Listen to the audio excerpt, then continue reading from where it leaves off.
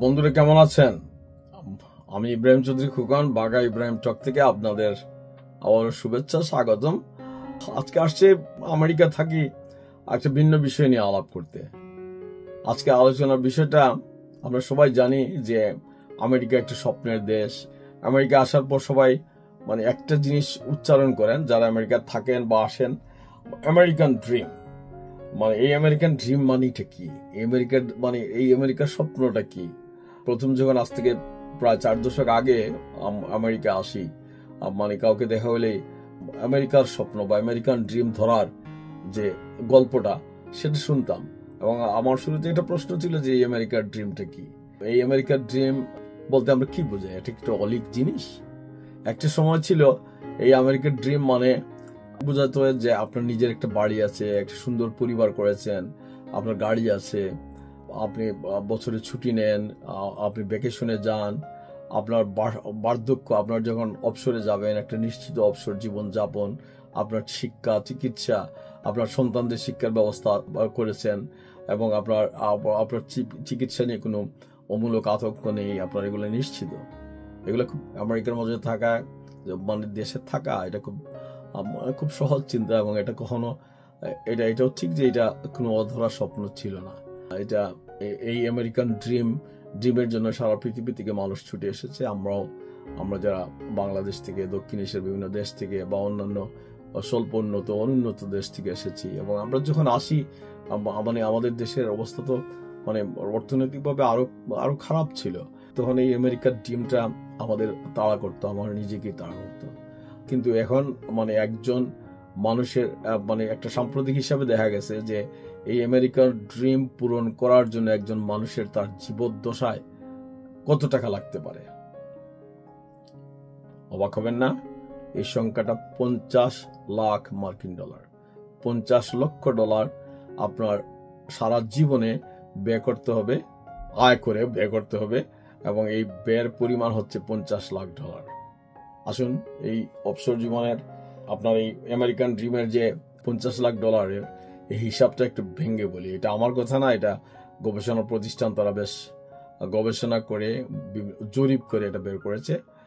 বাড়ি কেনা এবং রক্ষণাবেক্ষণের জন্য আপনার সারা জীবনে যেটা ব্যয় হবে সেটা হচ্ছে 9,60,000 ডলার।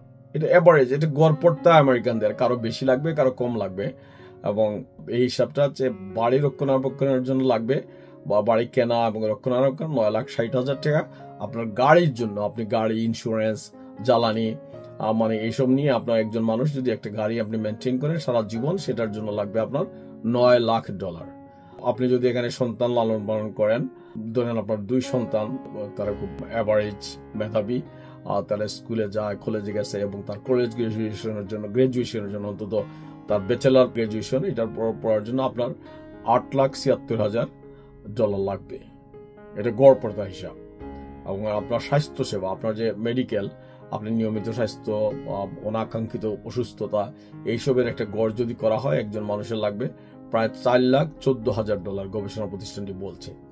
আপনি যদি বছরে একবার ভ্যাকেশনে যান, দেশের বাড়িতে যান, আমরা আমেরিকা আসলে শুনে হাওয়াইয়ে যাচ্ছে, ফ্লোরিডা যাচ্ছেন, লাস ভেগাসে ঘুরবেন, এই যে অবকাশ, একটা নিয়ন্ত্রিত ভ্যাকেশন যদি যান, এই ভ্যাকেশনে আপনার জীবনে 1,80,000, প্রায় 2 লাখ ডলারের মতো ব্যয় হতে পারে। আপনার আমেরিকায় যারা লোকজন থাকেন আজকালকার এই পশ্চিমা দেশে, আপনি একটা কুকুর বিড়াল এইসব পালতে পারেন, পুষতে পারেন। এই কুকুর বিড়াল পুষার জন্য একটা যদি হিসাব রাখা যায়, এইটাও প্রায় 40,000 ডলারের মতো।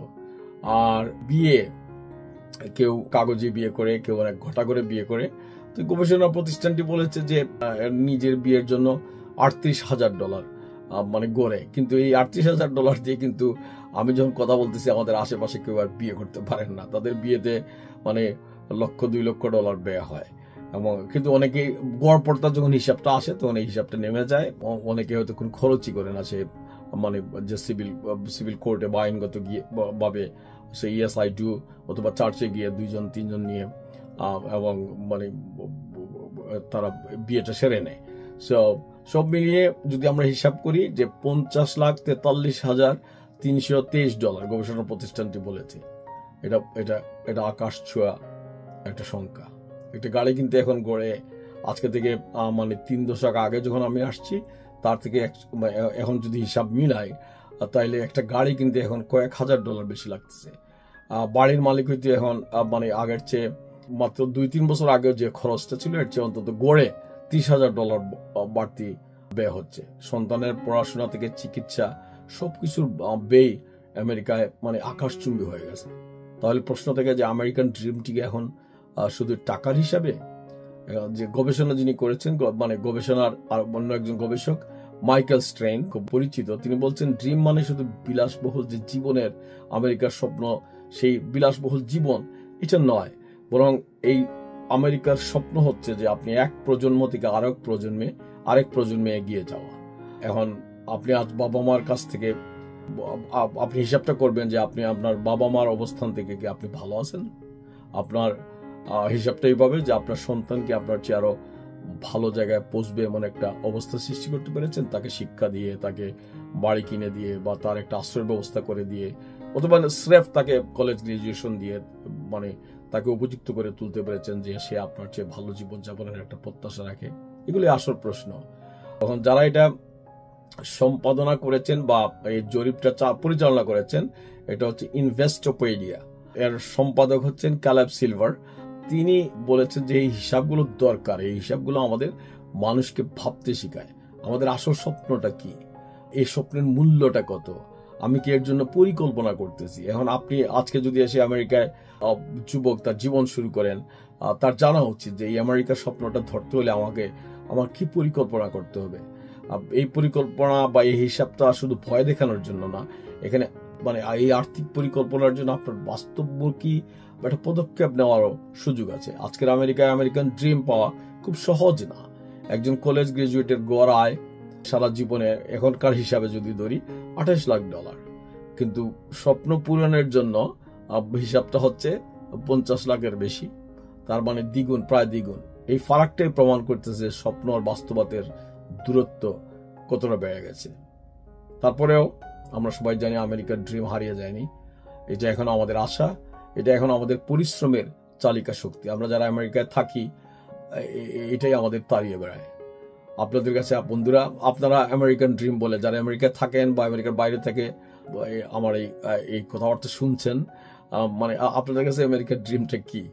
এটা কি শুধুই টাকার খেলা, এটা কি বিলাস জীবন, নাকি এক প্রজন্ম থেকে আরেক প্রজন্মে এগিয়ে যাওয়ার যে গল্প? এটা আপনারা কমেন্ট করে মতামত জানাতে ভুলবেন না।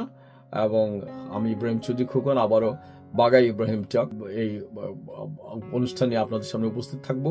আমার এই চ্যানেলটা যদি আপনারা দয়া করে সাবস্ক্রাইব করেন, লাইক দেন, শেয়ার করেন, তাহলে এইসব কথাবার্তা নিয়ে আপনাদের সাথে করতে পারি বা গল্প করতে পারি, একদম সাধারণ গল্প, সাধারণ জীবনের গল্প, আমাদের প্রত্যাশা, হতাশা, ভালোবাসার গল্প। আপনারা ভালো থাকবেন, আবারও দেখা হবে। সেই পর্যন্ত সবাইকে শুভেচ্ছা, সবাইকে ভালোবাসা।